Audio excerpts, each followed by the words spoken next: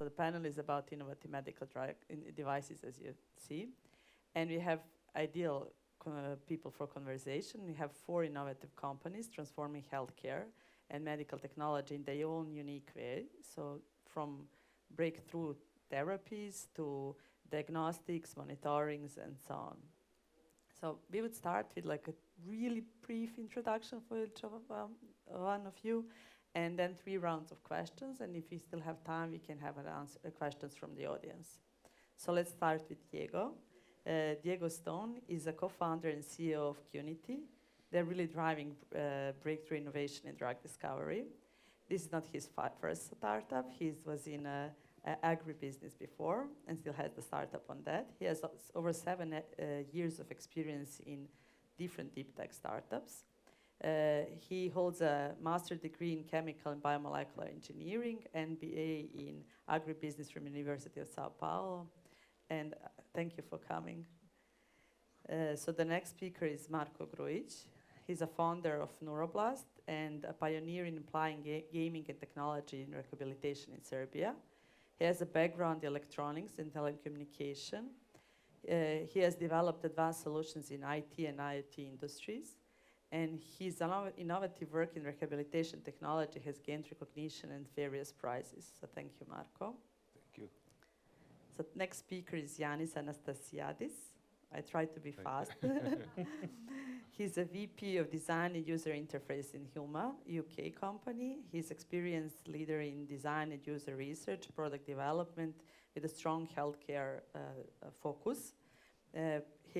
He holds several senior roles in various companies besides Huma and Medtronic Digital Surgery.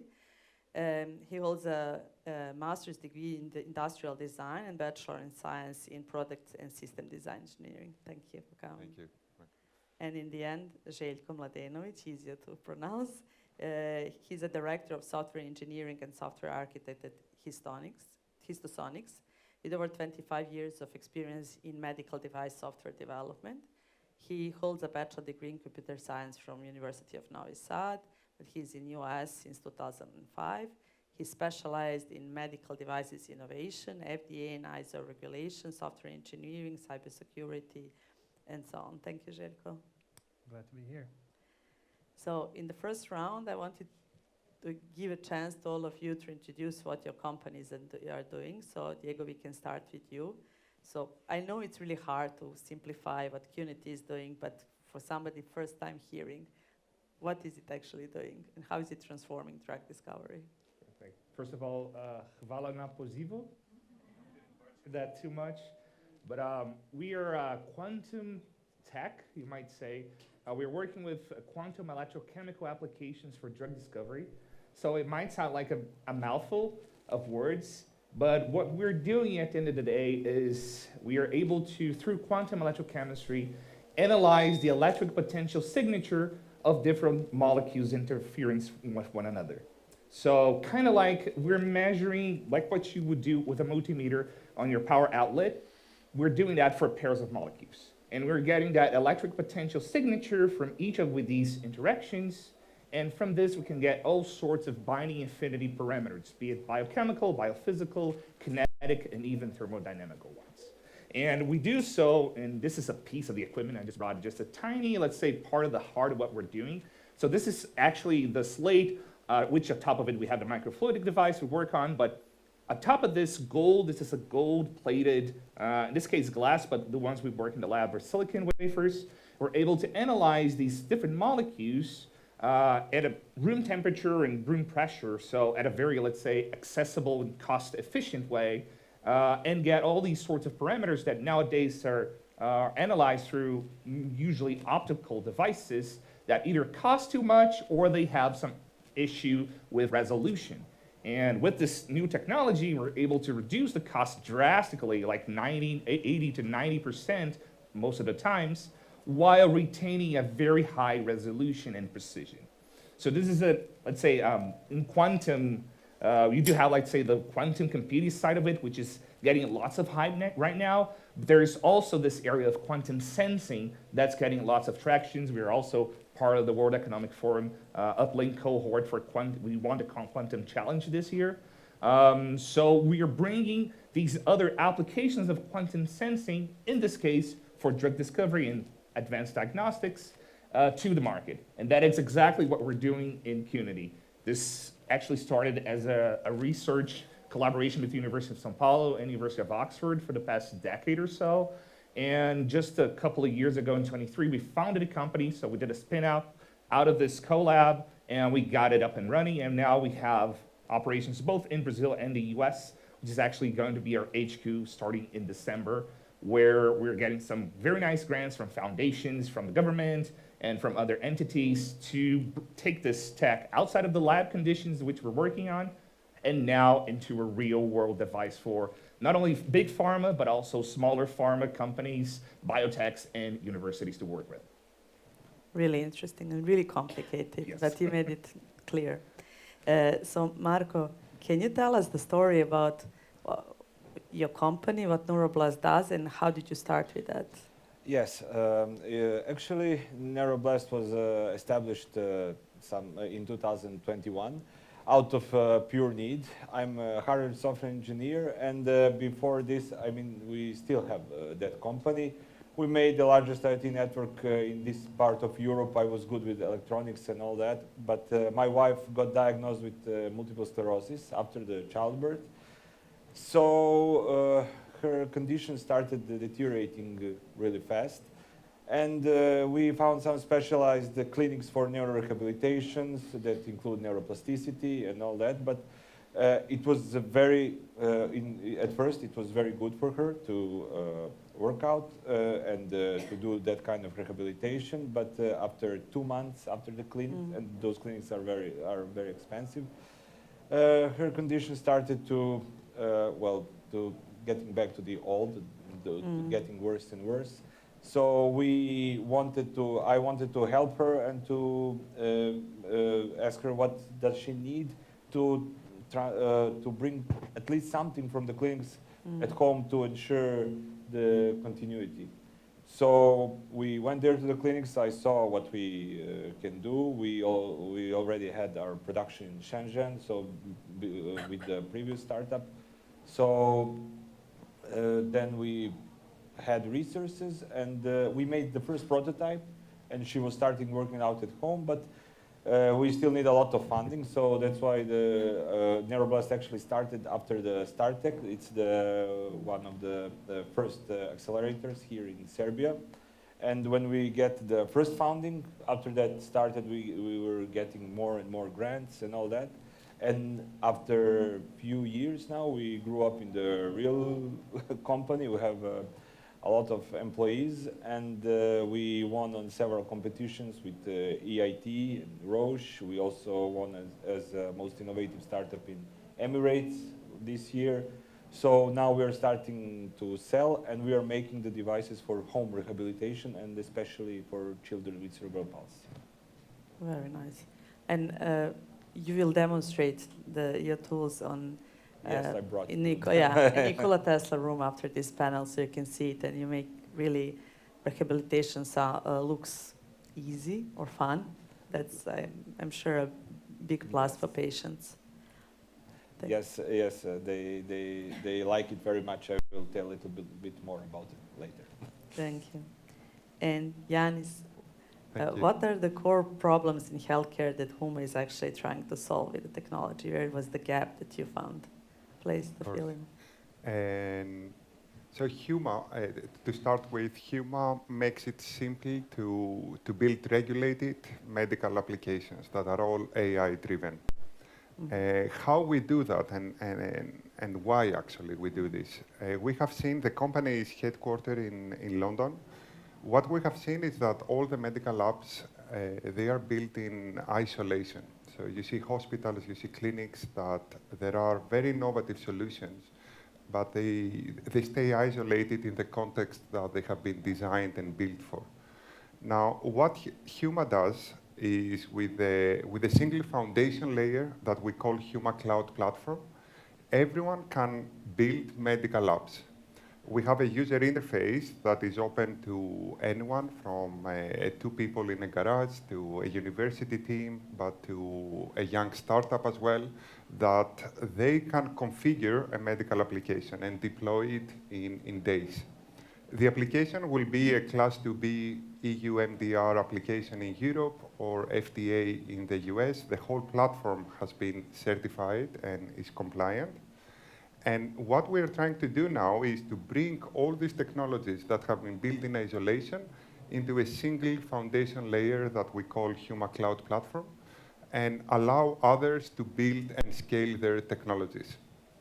And at the moment, we have up to around 100 million patients across 400 different medical labs that have been built in using the Huma Cloud Platform. Our goal is to scale this across different services, across different countries and nations, and different clinics that need these solutions. That's a quite different approach. So basically, your target are developers of apps, right? Not the medical. Yes, this is one of the goals as well, to bring developers using our sandbox and our SDK to build their technologies across our platform. Really interesting, thank you.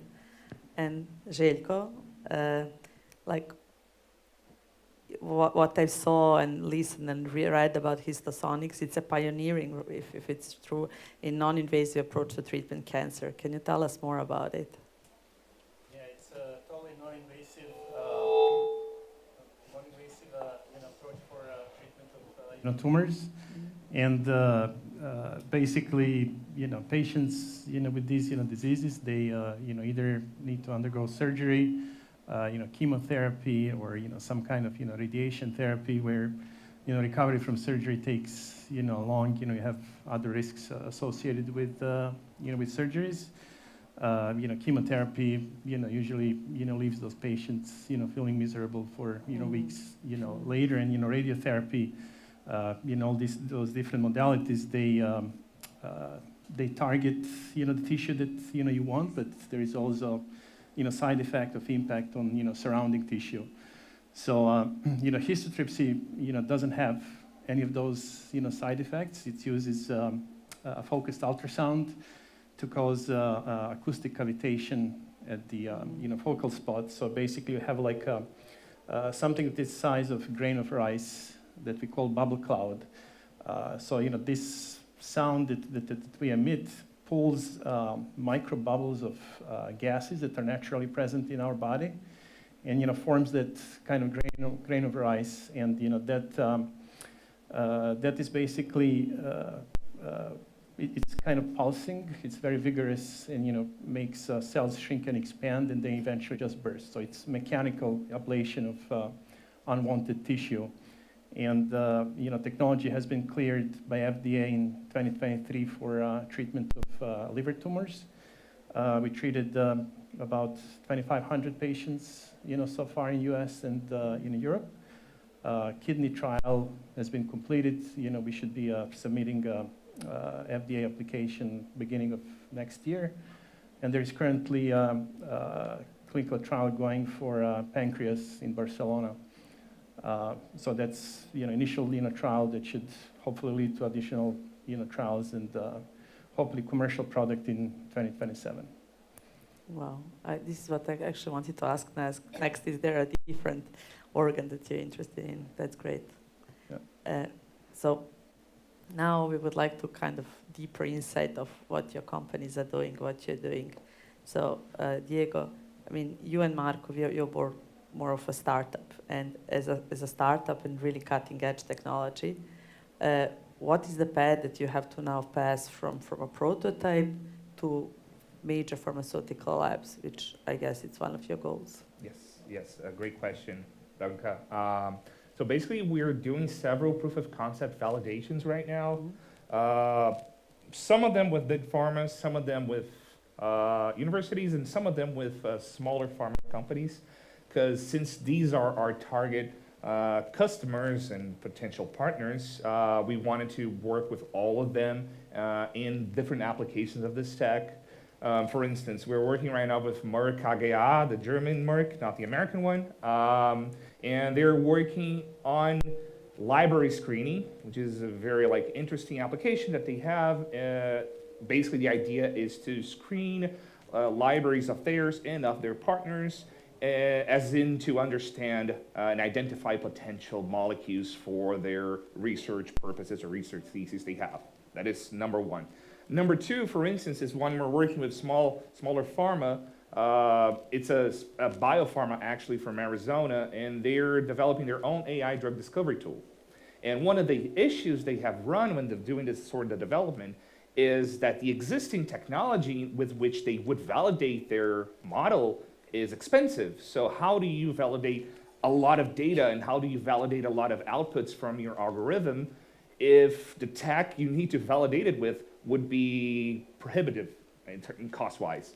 So that is why we're working with them, so that since our tech is very much cheap in comparison to whatever they have in place, plus it's also rapid and easy scalable, we're working developing this coupling of our tech with their models so that as to validate whatever outputs of the model they're developing in a quick and a cost-effective way.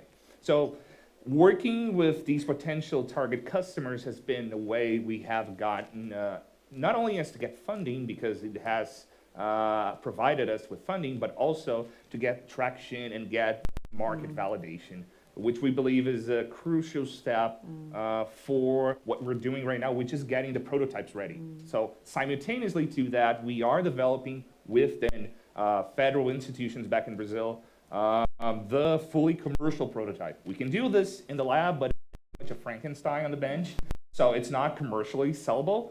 But what we are doing right now is putting the Frankenstein in a box, let's say, and making that box not only beautiful, but also with a nice user interface and user experience.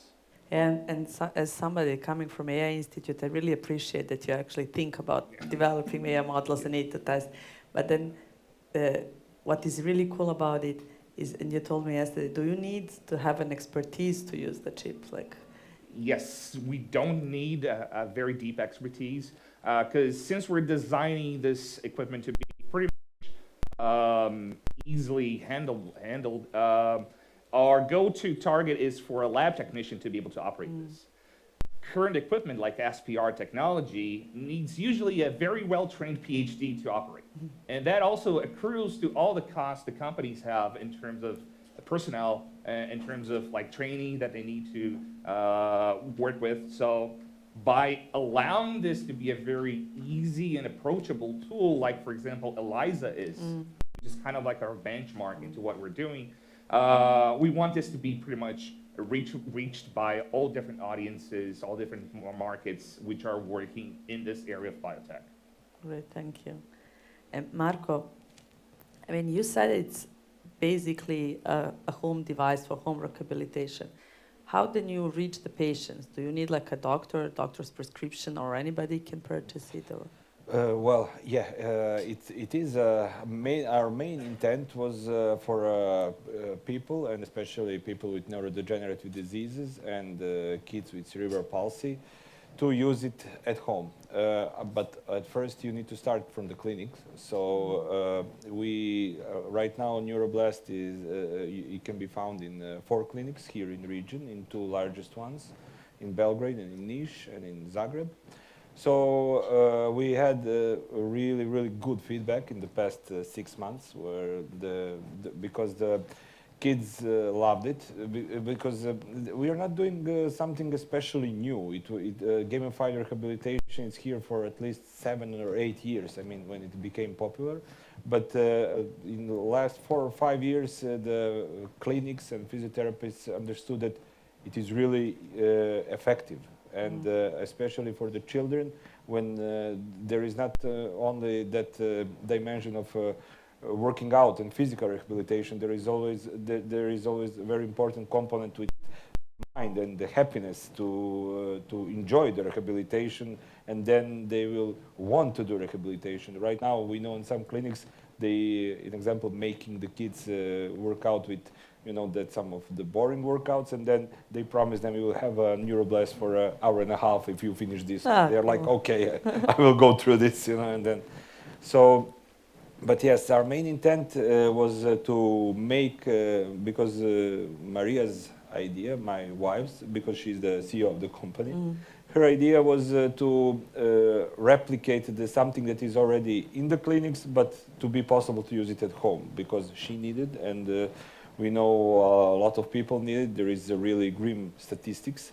because from 2013 up to 2023, there is 25% of increase of multiple sclerosis diagnosis. So it's terrible. And then we present a neuroblast at the Neuroscience Institute in New York. And then because myself, I'm also the software engineer, so we work a lot with AI. And we are using in some, let's say, really useful ways for us. In example, they told us in USA that we need to localize everything we have for a lot of different languages that they need, because they have around 3,000 or 4,000 patients per month. So they're like, nobody knows what's happening there. So we need to have some telemetry, which brings us to certification. Well, we did it, and we also now we are using AI for our therapies and specialized video games to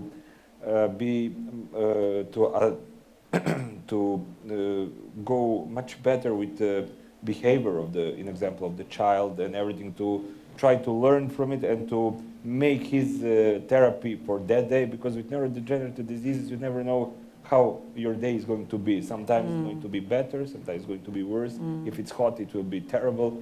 But the AI will notice how you are doing today and will try to make the game, and it will create. We are now have our own LLMs that are creating the world for the kid, because when he's playing the video game will literally making itself on the spot and provide him with the best experience. So it is always interesting for the kids or for the people.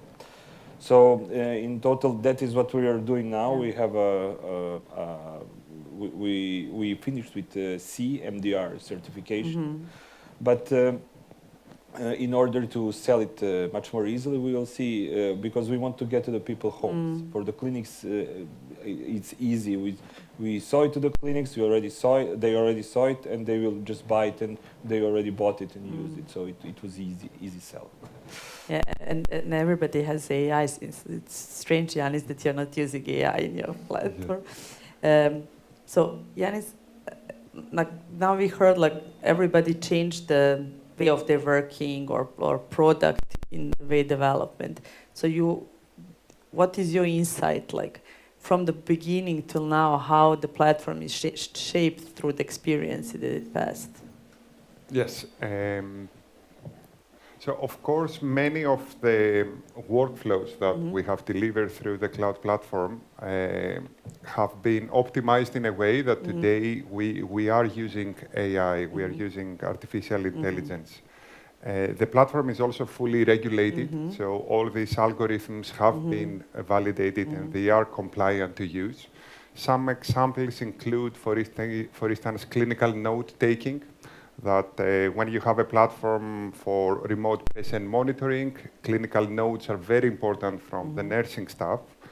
So AI is looking all of that data and then creates a summary report to be integrated with the EHR.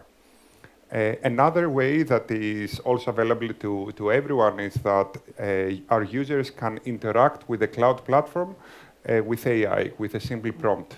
So they can type the application they need. If a group of researchers need a diabetes monitoring solution, they can describe what they need, and then the AI will generate that. But of course, because we are operating in the medical sector, everything needs a confirmation of the user at the end. So we cannot publish to patients without the doctor confirming that this is the right application to do.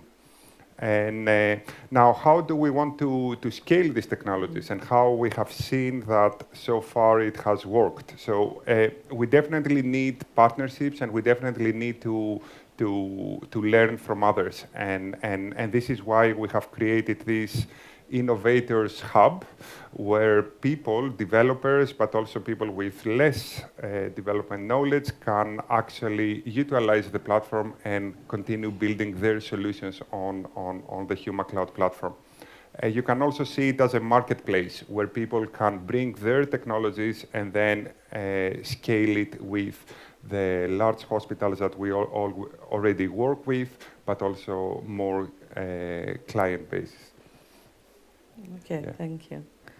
And Željko, for Histosonics, what was now I hear that you will have already now in trials for other diseases, but what's the path for integrating from the development till now? And how, and also since it's so new, how was the medical community accepting it? Was it easy?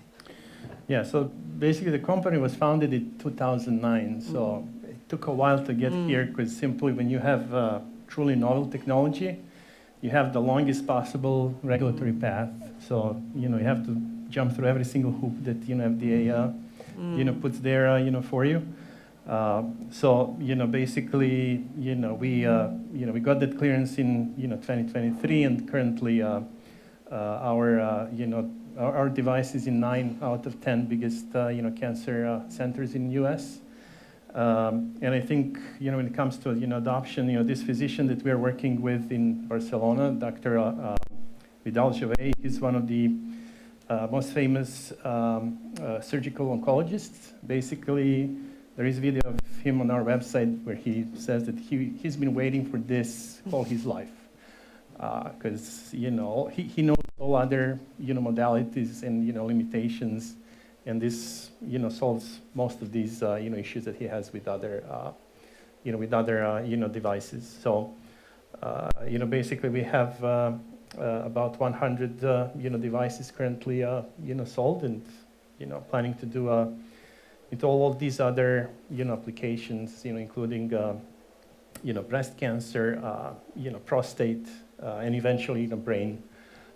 Thing is that, that will be still, again, the, de novo path with, FDA when it comes to, regulatory submission. But we hope that, we already checked some boxes with FDA with this first clearance, so that we don't get as many questions, as we did for this, initial submission. It must be very motivated to have a testimonial from the doctor that he's waiting for this all his life. So it must be really nice. Yeah, I mean, Right patient, testimonials also, really amazing. Yeah. So, we don't lack, motivation, definitely. Just can't get, all these things, out on the market. Yeah, and you're a pioneer in that, right? Yes, yeah, this technology was invented at University of Michigan, and basically the company was founded to commercialize that, technology. Really nice, thank you. So we still have some time, so I would like to use it to look forward in the future, like where do you see yourselves? So Diego, you talking mostly about application in the lab for drug design and affinity binding. Do you see it in clinical adoption potentially in future? Yes, Branka, definitely. So this is actually on the, let's say, on the long road ahead, something we've been looking at. Because since we're working with quantum electrochemical sensing, we're working actually with microelectronics. And one of the good, let's say, advantages of microelectronics is the capability of miniaturization. And that allows for multiple different applications in diagnostics, not only in, let's say, point-of-care diagnostics, but also in precision diagnostics, which is something that our technology can convey because of all the inherent precision and sensitivity it brings in with. So this is actually one of the things we have been discussing with some hospitals, leading hospital in Latin America, Albert Einstein Hospital. We have been talking to some other players in the UK, here in Europe as well, in Belgium. We have been talking to IMAC and all these other players who are working either with devices or have been looking a lot into diagnostics or focused on diagnostics for this, like, say, medium to long-term potential use of the tech. We haven't gone to diagnostics as our go-to market, mostly because of FDA hassles and FDA approvals, which is something that takes a long time to get it done. So we have picked the drug discovery side of things because it's much quicker. We're going to have our first commercial prototypes ready next year, and we can start like pre-sales. And that would not happen if we had any sort of FDA approval process. I know, but then you don't need an FDA approval, because if they submit this for the drug FDA approval, they need to use tool that is already FDA approved or not? No, because we're working with a technology, kind of like a lab equipment at the end of the day. A very advanced one, but a lab equipment. So we don't need any sort of special regulatory approval, because we're not working directly on clinical trials, but actually on, you could say, early stages of preclinical analysis. And that is one of the advantages, at least we have, in terms of go-to-market timing when using this tech. Yeah, you have luck there. Yes.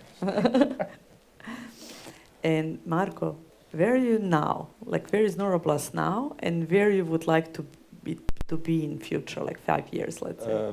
Well, right now we started with pre-sale, and the first we started with production of the pre-orders that we got. So in some 45 to 60 days, the first Neuroblasts will start to be delivered. As I said, in 4 clinics we already have Neuroblasts. So, and the feedback is amazing, and they're asking for more because they booked it for like 4 months in advance. So with one of what would be our next natural step is how can we help even more with people like my wife, and with AI. That would be some kind of exoskeleton. We already started working on it. The problem will be, of course, the approvals, because exoskeleton would need a lot of approvals especially for the home use. But we will see how can we classify it to be like a brace and not.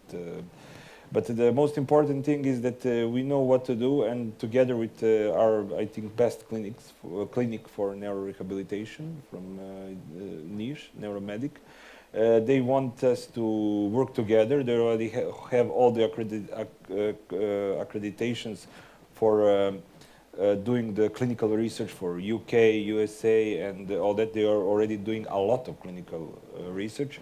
So they offer to help us, however they could, because they see that something like that doesn't cost, because there are those exoskeletons in the market, but they cost like 70, 80, 150K just only for one leg, like brace.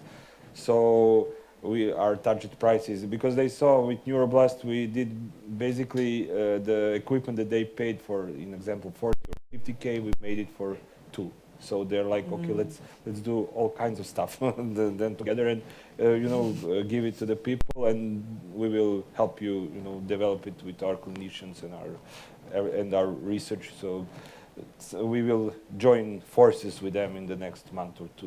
We will publish. So that is our next natural step, to work with close with the best clinics with neurorehabilitation. Such an exciting response, because I didn't expect that you're developing something new. I was more expecting you wanted to be, but yes, you actually have new plans. When you're a startup, you don't have a lot of time if you don't have a lot of grants to develop. So you have some time, and after that you need to go to the market, or you will give away all your equity. So let's try to to go to the market and develop something new, because life is short. So there is only, and there is so much with today's technology. There is so much to do, and so much to make, especially with AI, to help you out to give the best product as it can be. So something with predictive and preventive stuff is amazing. Great. And Yanis, like, where do you see HUMA? What is the main goal? And how do you foresee the, like, a future of healthcare with tools that we have? Yes, and we have a very big mission, which is to enable every nation, every country to use an instance of the cloud platform, of the HUMA cloud platform, to deliver some sort of digital health service. Now, this can be a full primary care unit. It could be end-to-end patient care. It really depends on the context that we are designing. Now, we are also growing, and it is in our pipeline to bring more AI technologies and AI algorithms in the platform. And this happens through partnerships. It happens through our internal AI team at HUMA.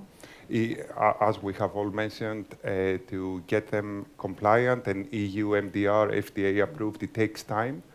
But we really believe that AI can streamline lots of different services in healthcare, from clinical monitoring to administrative tasks, but also to provide some personalized insights to patients so that they self-manage their disease and their condition in better ways.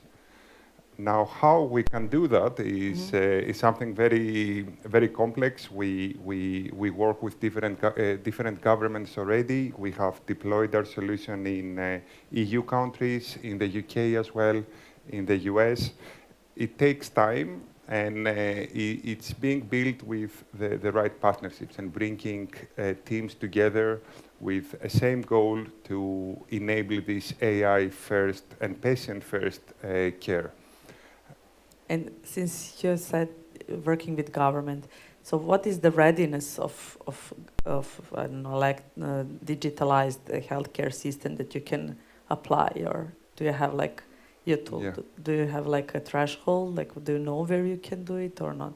There are instances that we see lots of legacy systems that take interoperability a bit. It slows down the interoperability. I think it starts from the motivation and the strategic approach of its government, but also government bodies that have ownership on this. And it can be fully replaced, which is very, very difficult, but it can also come next to an instance of the cloud platform and then allow, through the data layer and through the right technologies, to deploy a new solution to a country.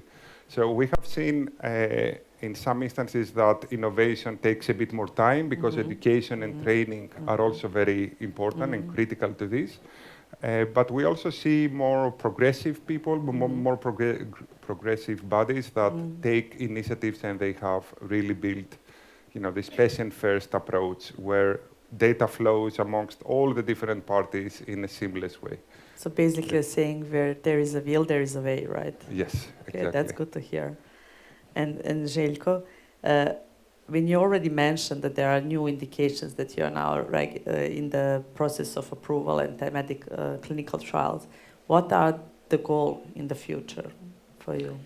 Yeah, so the idea is to go into different indications, but as well to try to expand the patient population that we can treat, because we have basically physician has to mark the area that they want to treat, and they have a live ultrasound where they can visualize that, and depending on which organ you are looking at, you can't necessarily visualize everything that you need. So kind of adding advanced tools to visualize the target, like fusion with CT or MRI, using tissue segmentation and advanced image processing techniques like that should allow us to have that planning process improved, because later on that plan is treated with pretty much automatically, because software populates that area with mesh of points, and then robotic arm kind of drives the therapy transducer through every single point to ensure that therapy is being delivered.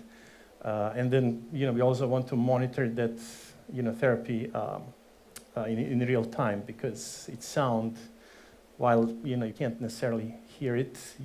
With some hardware you can actually hear it, what's going on in the human body, and kind of have an idea, how much of that energy is ended up on desired location, and how much is, blocked by bone, and basically make, adjustments real time, during the therapy. And ideally, we'll be able to tie the specific treatment to, clinical outcomes once we have, enough data, so that we can say, well, with this treatment, we expect it to be, I don't know, 2 years cancer-free, or, something along those lines.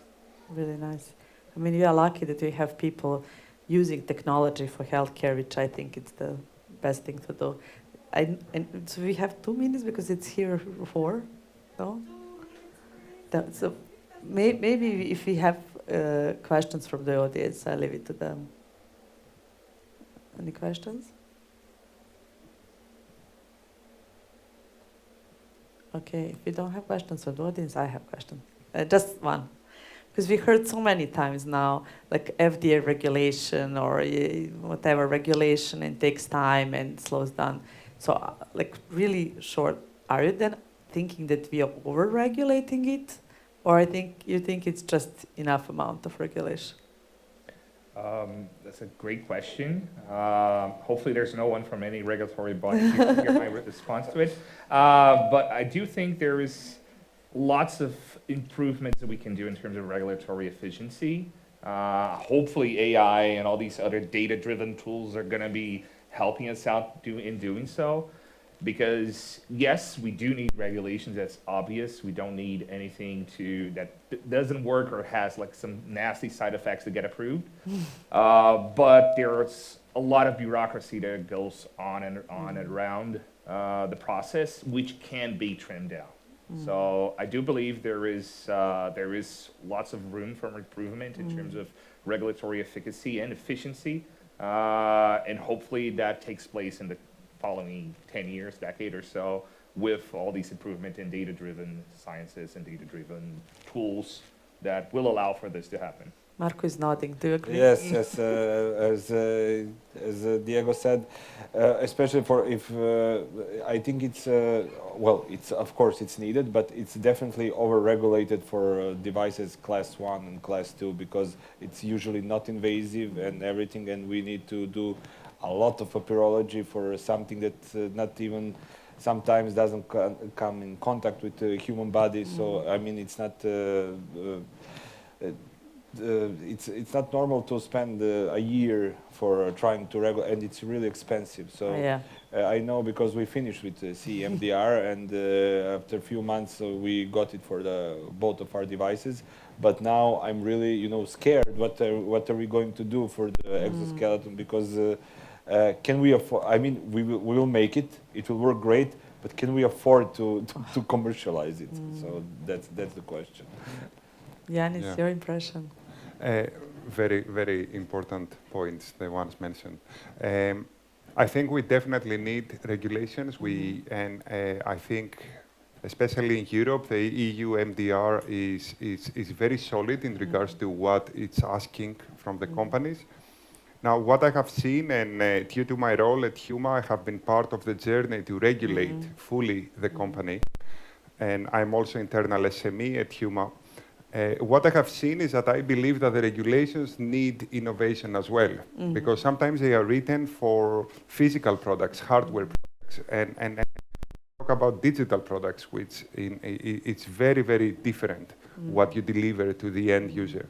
So I think that we need them, and we need to innovate on the regulations themselves now. And I think that if we look on the software itself, it will become shorter, it will become faster, it will become reusable, which is another point that we can take advantage on the regulations, because if there is something already regulated, one can claim that I can reuse this, for instance. So yeah, that's how I believe we can improve those as well, but we definitely need them. Yeah, we all agree at it. And Željko, from your CV, it sounds like you're expert in that. Yeah, over time I developed a huge appreciation for regulations. I think that when you look at it from the company's perspective, pretty much everyone will say it's too much burden. From a patient perspective, you want to know that the treatment you're getting is safe. So But at the end of the day, most of these regulations, if you kind of take a step back and you analyze, things, they're mostly like, best practices. Like, for example, software development, you can, really, slice it, dice it to, best practices for, software development, and, so on. I mean, at least in US, FDA, kind of works with, industry to get, feedback on, these regulations. And sometimes, the industry is ahead of, regulations. For example, head of our, research is also in IEEE committee for focused ultrasound, standard, because, we're way ahead of, standards, there. So I think kind of finding that, balance and partnership between, industry and, regulatory bodies is probably the fastest way to move forward. Great. Thank you all. Thank you all. Thank you for the speakers, and thank you all for coming. I hope that you enjoyed it as much as I did, or at least a bit as I did. Thank you again. Thank you for Thank you, having me. Branka.